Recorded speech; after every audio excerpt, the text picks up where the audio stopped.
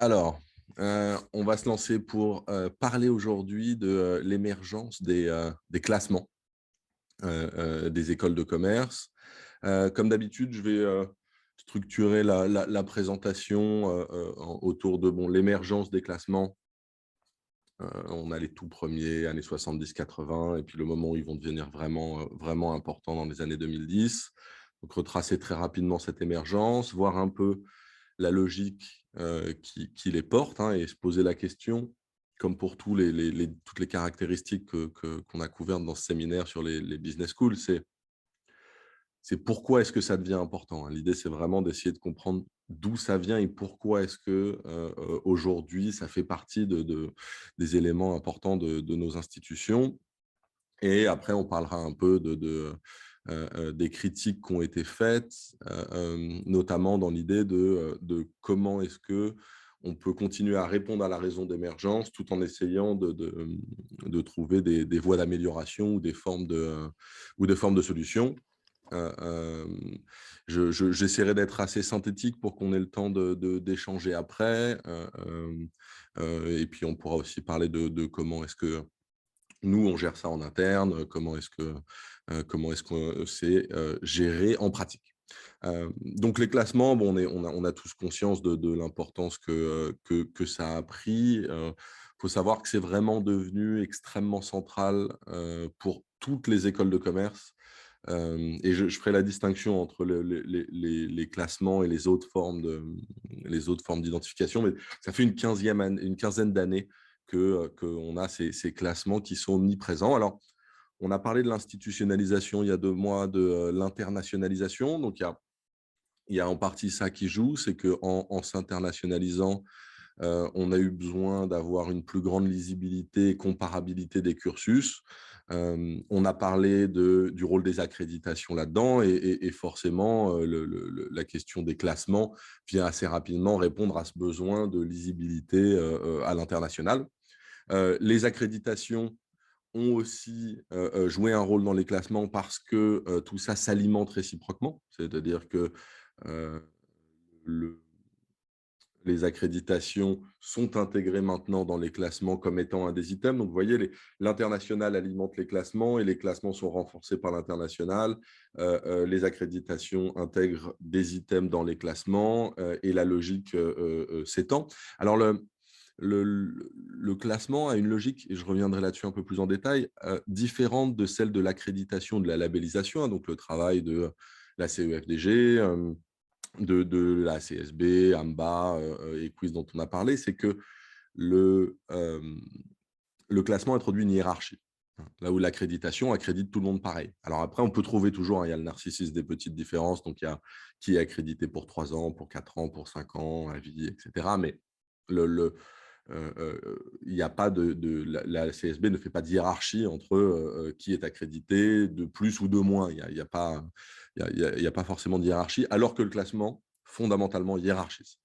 Ça n'a pas toujours été le cas, hein. Il y a eu un temps où les écoles de commerce fonctionnaient plutôt par sous-groupe, c'est-à-dire qu'on allait avoir les parisiennes, on allait avoir les écrits-com. Alors, on savait à l'intérieur que tout n'était pas exactement du même niveau, des mêmes exigences, mais l'idée de pouvoir différencier les écoles une à une, c'est une logique qui a une quinzaine d'années dans l'importance que ça a aujourd'hui. Et le niveau de détail dans lequel les classements rentrent aujourd'hui font que ça a un effet normatif extrêmement fort. C'est-à-dire qu'on rentre vraiment dans le détail de chacune des institutions. Et puis en plus, on a une différenciation des classements, hein. On a des classements qui sont plutôt généraux, puis après on a des classements de niche ou de spécialité.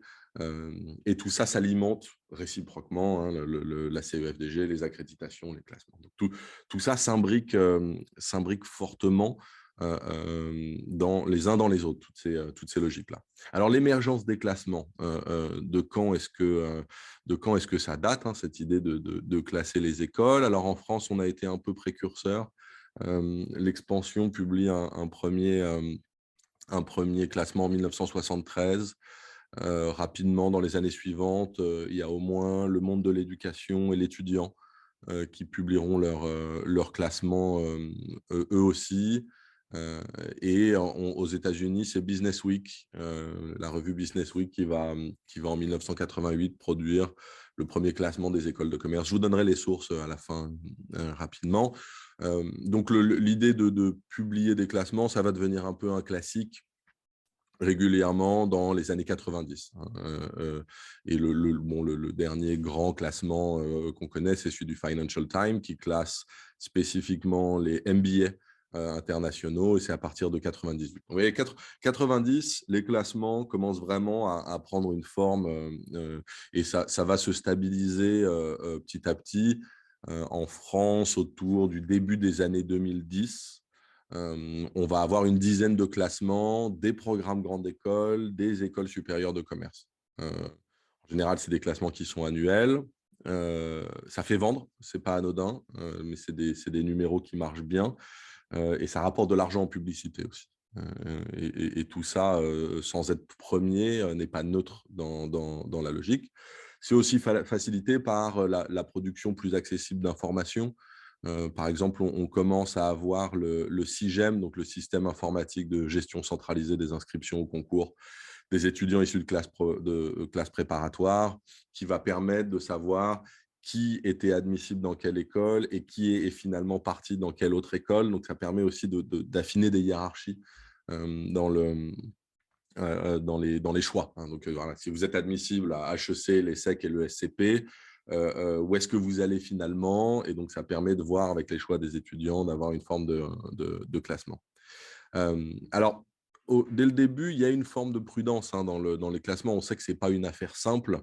J'ai choisi cette représentation parce que c'était une des représentations de classement qui essayait d'éviter de réduire trop la complexité du travail. Donc, au début, il y a plutôt une prudence.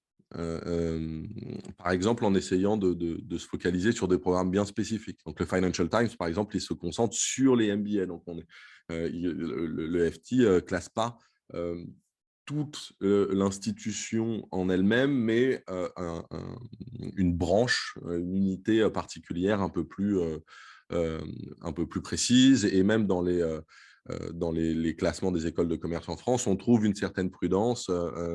Marianne Blanchard cite un numéro de l'Étudiant de janvier 1987 qui dit, et là je cite l'extrait de l'Étudiant, « Il est impossible de mesurer scientifiquement la qualité d'une école. Vous ne trouverez donc pas dans ces pages de classement général, hypothétique somme de tous les classements partiels. » Donc, vous voyez que très tôt, les classements ont une certaine prudence quant à leur capacité à capturer la complexité de ce que c'est qu'une école supérieure de commerce. Et là, vous imaginez que sur cette citation, on est en 87, donc on n'a pas encore l'explosion de la multiplicité des programmes, des niveaux d'entrée et des diplômes d'une école de commerce, même de taille standard en France aujourd'hui. Donc, déjà en 87, ils avaient conscience qu'il y avait une certaine difficulté ou en tout cas une certaine prudence à avoir. Mais en même temps, Marianne Blanchard interviewe alors de manière évidemment anonyme des journalistes, et elle cite un journaliste, et là je cite ce que dit le journaliste: « Je voudrais faire plusieurs classements, mais la rédaction me dit « je veux un palmarès ». Et si je leur dis « j'en fais 5 », ils refusent. Ils me disent « si tu en as 5, tu me fais un palmarès des palmarès ». C'est la pression totale des services marketing et rédac chef qui fait qu'on donne un palmarès général. Et à partir de là, Marianne Blanchard écrit: de fait, un classement général produit une version simplifiée du champ des écoles pour les familles et les employeurs et permet aux établissements de pouvoir afficher et communiquer plus facilement leur rang. » Donc, vous voyez qu'on a une difficulté et une complexité de la logique de classement, mais qu'en même temps, on a une certaine pression à produire ces classements et donc à assumer la simplification sur laquelle ils reposent. Alors, sur quelle logique il repose, justement Donc, bon, l'idée de classer des écoles de commerce, ça s'inscrit dans un mouvement plus large qui est l'idée de classer à peu près tout. On a des classements des villes, des classements des hôpitaux, des classements des universités, des classements des lycées, des classements des prépas. Bon, on peut classer les préfectures et les concierges. Enfin, vous voyez, on se met à tout. Ça s'inscrit dans une logique de classement généralisé. Et dans l'émergence particulièrement anglo-saxonne, mais qui se diffuse en France dans les années 2000, d'une logique consumériste dans l'enseignement supérieur privé. Hein, donc, on voit émerger de plus en plus de formations privées, pas forcément écoles de commerce, mais aussi autres, et qui introduit une logique de choix et de décision qui est assez proche de celle des clients. C'est-à-dire, il y a des étudiants qui commencent à se poser la question du calcul coût-bénéfice, du rendement, et ça va même aller jusqu'à une certaine vision utilitaire du cours. Hein. À quoi me sert tel cours? Tel cours sert à rien, tel cours sert à quelque chose, telle spécialisation me professionnalise, telle spécialisation me prépare plus ou moins bien.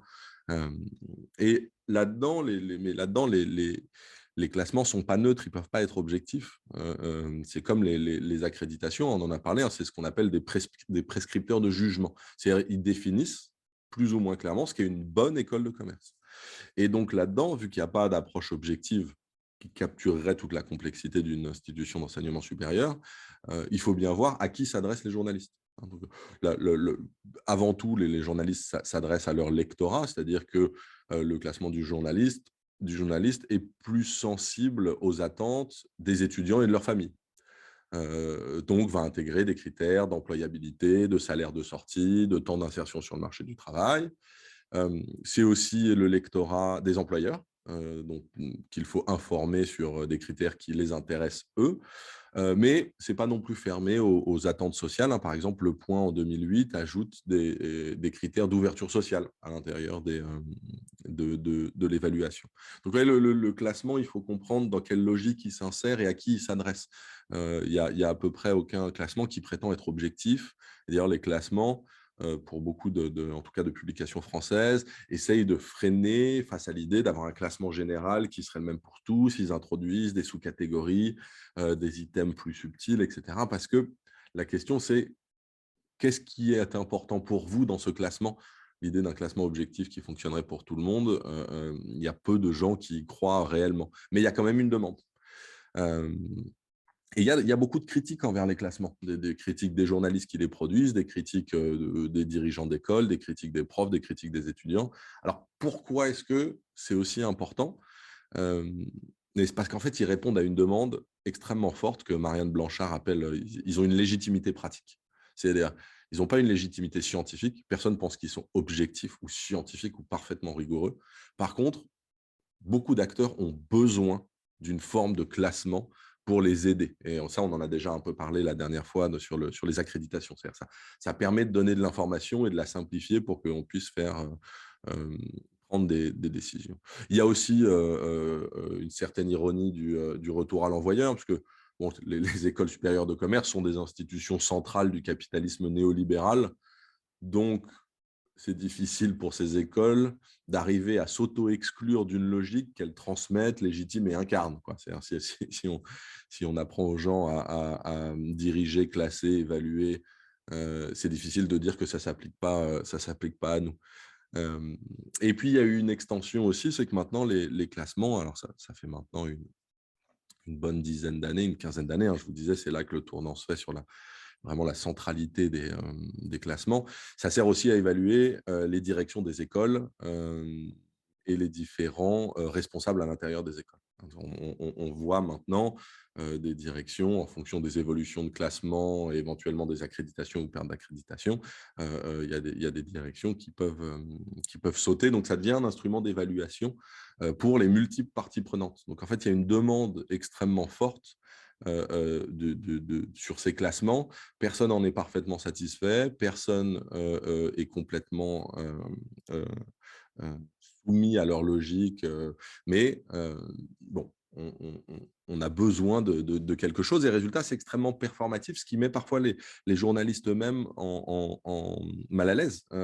Marianne Blanchard a un entretien anonyme avec un autre journaliste qui dit, et là je cite ce que dit le journaliste: « À chaque nouvelle livraison, j'ai fait évoluer la méthodologie.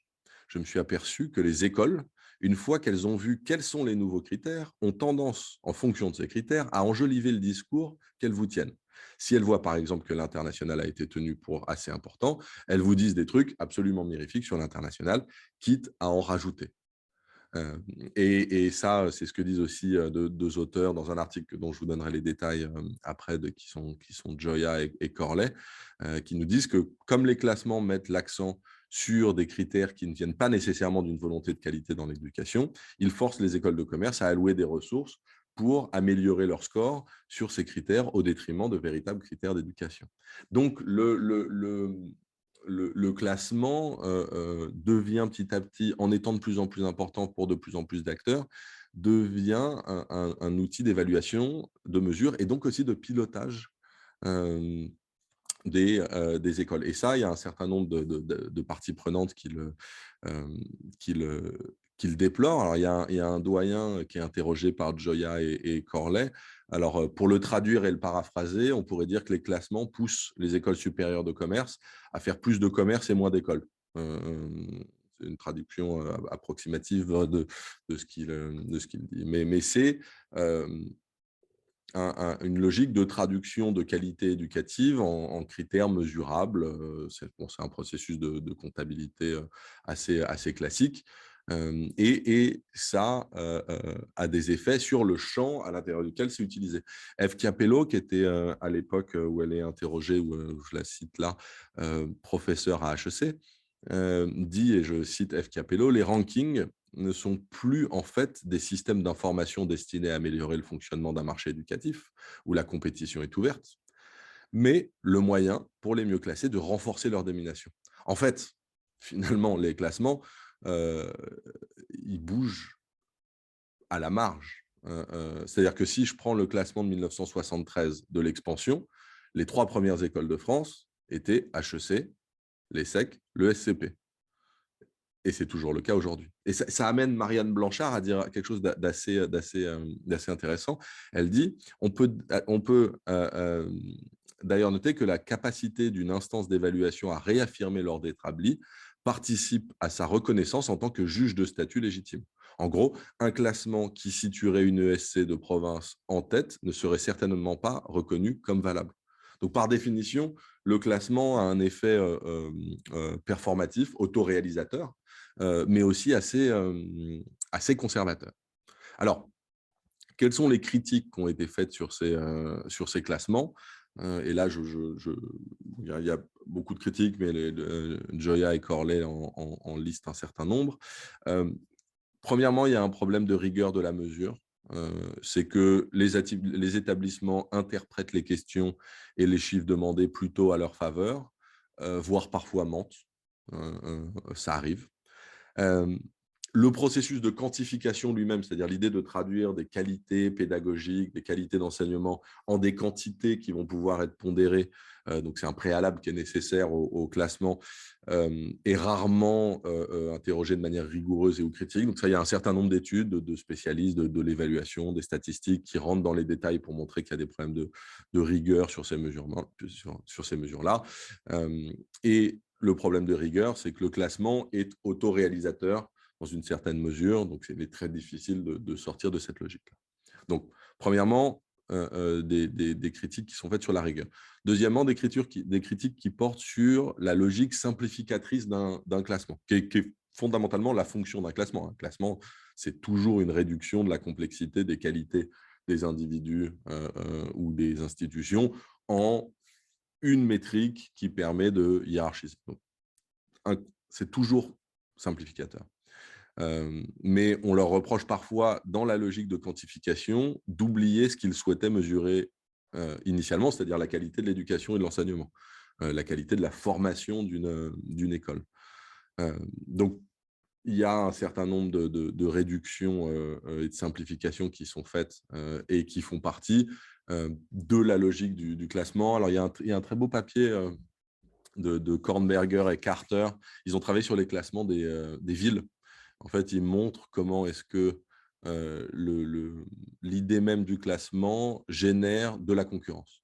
Donc, en fait, quand on est passé de logique de sous-groupe des écoles de commerce à une logique de classement dans les 10-15 dernières années, on a donné l'idée que toutes ces entités étaient comparables. On a simplifié à un tel point qu'on fait croire que l'école qui est 32e dans le classement, elle peut être comparée sur une échelle objective avec HEC.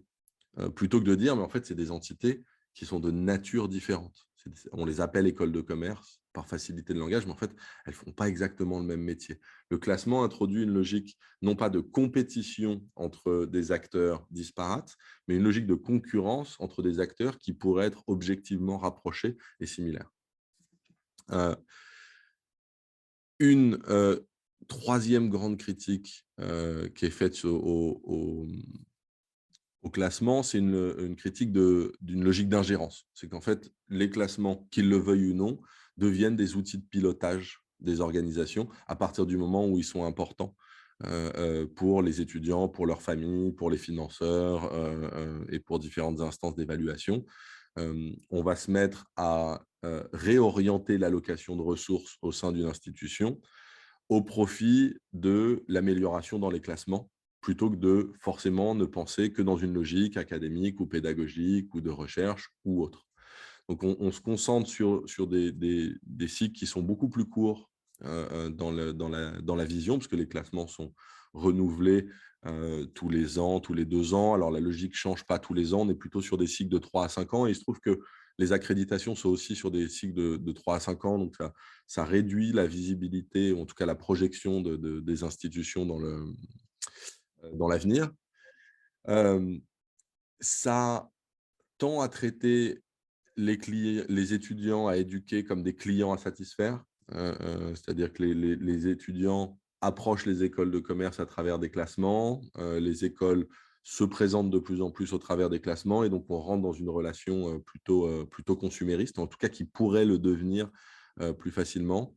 Et les études montrent, il y a un papier intéressant d'Argenti qui date un peu, mais sur le fait que ça pousse les institutions d'enseignement supérieur à se poser de plus en plus des questions d'optimisation, de branding, d'image de marque, de management de l'image, au détriment parfois d'éléments pédagogiques ou académiques. La quatrième et dernière critique que je vais lister ici, c'est l'idéologie même qu'il y a derrière l'idée d'un classement. Je vous en ai parlé rapidement, c'est-à-dire cette idée que ça met en concurrence tous les acteurs d'un champ, alors que certains ne sont pas vraiment comparables à d'autres finalement. Mais surtout, vu que ça devient un outil de mesure de la performance, les classements deviennent un outil de management. C'est-à-dire qu'il y a un certain nombre d'acteurs, et là, je ne pense pas seulement aux écoles de commerce françaises, mais on voit aussi la manière dont on regroupe certaines universités françaises en fonction d'une optimisation du classement de Shanghai. Donc, vous voyez, ça en vient à présider à des logiques académiques et universitaires.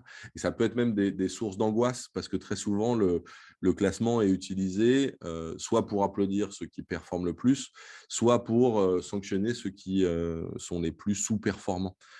Donc, il y a une idéologie de la mesure, de la performance, de la quantification de la performance et de la récompense ou de la sanction en fonction de cette mesure-là.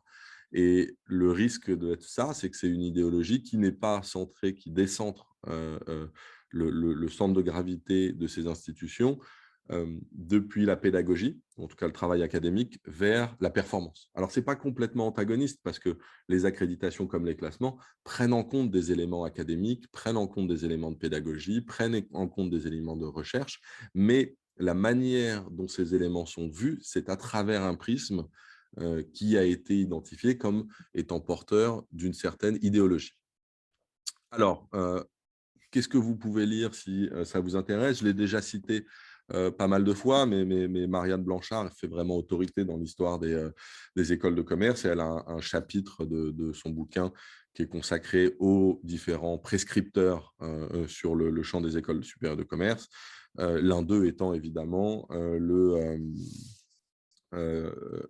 les classements. Un autre bouquin que j'ai qui n'est pas terrible, qui s'appelle « Entrée rêveur, sortez manager », qui était un slogan d'une école de commerce dans le métro parisien il y a quelques années. Un auteur s'appelle Maurice Midena, mais là, il parle des classements, mais la critique est est assez légère finalement. Et pour les anglophiles, l'article que j'ai cité de Denis Gioia et Kevin Corley, qui s'appelle Being Good versus Looking Good, et dont je me suis inspiré pour le titre de cette intervention, disent des choses assez intéressantes là-dessus, dans une perspective plutôt américaine, hein, parce que c'est de là qu'ils parlent. Et ils utilisent la métaphore des chants de Circé dans la mythologie. Et Circé, elle jette des sorts sur les voyageurs qui passent devant son île, et ils utilisent la métaphore pour dire que les chants de Circé des classements jetteraient un sort sur les institutions d'enseignement supérieur en les hypnotisant pour mieux leur imposer leurs désirs. Et je les cite en conclusion. Aujourd'hui, je cite Corley Gioia ici, aujourd'hui, cela signifie que les écoles de commerce sont souvent confrontées à un choix imposé entre être bon ou avoir l'air bon, à tel point que la concurrence entre elles risque de se transformer en un concours de beauté, avec des conséquences désastreuses, car elles doivent alors dépenser des fonds déjà rares pour des problèmes d'image plutôt que d'allouer ces ressources à l'amélioration des programmes pédagogiques. C'est un texte qui est écrit en 2002, et le champ des écoles de commerce états-unienne a évolué un peu dans le sens qui les inquiète à ce moment-là. Les écoles de commerce françaises ont évolué évidemment différemment. Voilà pour cette introduction sur la logique des classements. Et avant qu'on ouvre la conversation, la prochaine séance sera le mois prochain, le mardi 17 mai à 12h30, comme d'habitude, et se posera la question, surtout dans le post-pandémique, et pour demain, quelles écoles et quels modèles, et on ouvrira un peu les conversations à ces sujets.